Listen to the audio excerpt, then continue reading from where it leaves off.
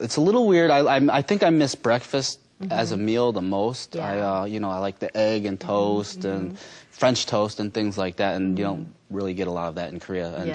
And having some kind of dried, a little bit stinky fish in the morning is not as appetizing to me as like a nice American breakfast. So I would definitely say, the bacon with the French toast and that standard breakfast that I liked a lot in the States. I don't have in Korea, but like I said, the Korean food I've really come to love. Yeah. And the samgyeopsal, kalbi, the Hanu kalbi, all that good stuff. I've enjoyed a lot of it. Okay, how often do you speak with your father on the phone? I don't speak to him too often on the phone. I try to do everything through text because then it's less awkward for myself. However, my stepmom calls me a lot. Oh, yeah? And she slows it down and doesn't have such a thick accent, so I'm able to understand her a little easier than I am my father.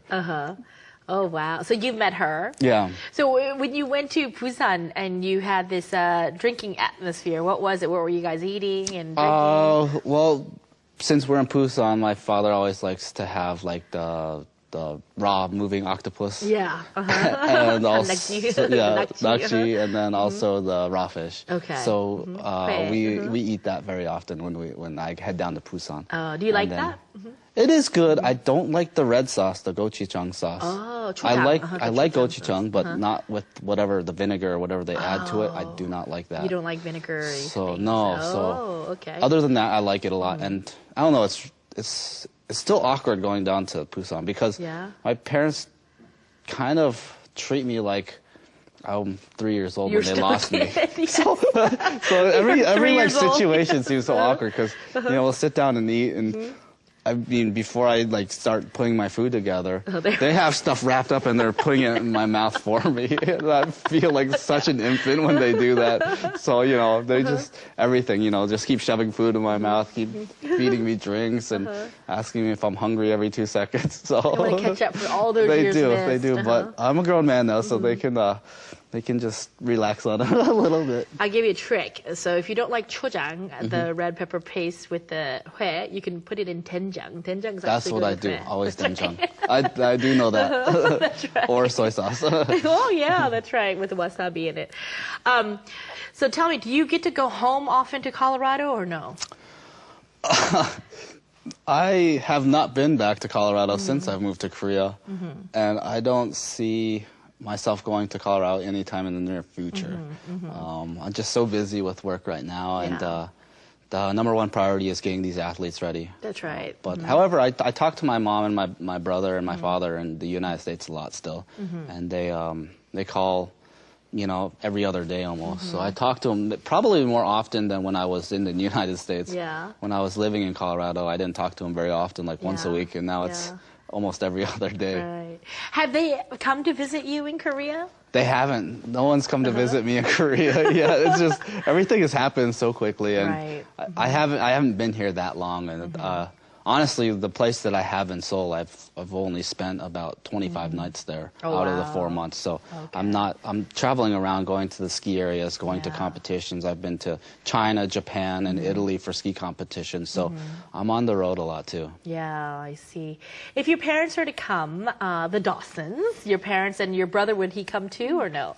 Yeah, well, I'm trying to. Well, my brother's married and has a kid. Okay. And she's 7 years old. My niece is 7 years old. Oh, wow. So they, of course, want to come to Korea and check it out and see, just let her get to see Korea because my brother's actually married to a native Korean. Oh, really? Yeah. They met in university. Fabulous. And fell in love and got married after school. Look at that. More Korean blood in the family. Yeah, right? exactly. And you must have a beautiful niece. Huh? Yeah, she is very beautiful. So so that's they definitely want to take a family trip out to visit, and that would be very nice. I want my brother to come out before her though, just so the two boys can play around a little bit, and then she can come catch up with the rest of us. I know exactly what you're thinking. So tell me, if your family comes here to Korea, and this is their first introduction to Korea, where would you want to take them? Well, they have been to Korea before, so it wouldn't be their first time. I would more show them the different kinds of foods. That's kind of what I'm interested in. So, so that's what I would show them. They've already been to Seoul and, you know, have done the touristy things. Yeah. So more of just like to meet my biological parents, for them to hang out and have that opportunity, and just to kind of see how I'm surviving in Seoul. I think that's what they would want to do, not so much doing the sightseeing and things That's like right. that. Your life in Korea. Yeah. What about your sister-in-law? She's Korean. Does she speak Korean? Of course. Oh, okay, She speaks Korean, and I Kakao talk with her. She kind of tests my Korean to see what I know and what I don't know. So she actually plays with my head a lot, because she's writing a bunch of Konglish stuff, and I'm trying to read it, and I read like a 2-year-old. So I'm reading it, and it's like, nice, oh, nice, and things like that. So, and then I'm like, finally, I wrote her back. I'm like, stop sending me Konglish. I don't need to learn Konglish. I need to learn actual Korean words. So she would be a great translator when your whole family meets. Your Busan, yeah, your probably. father, She would be Yeah. I'm hoping, though, by the time my family does have a chance to come out here, I'll be conversational to the point that I'll be able to do most of it myself. Well, that's great. That's fabulous. I see, you know, you got such a goal-oriented mind. It's just fabulous to see.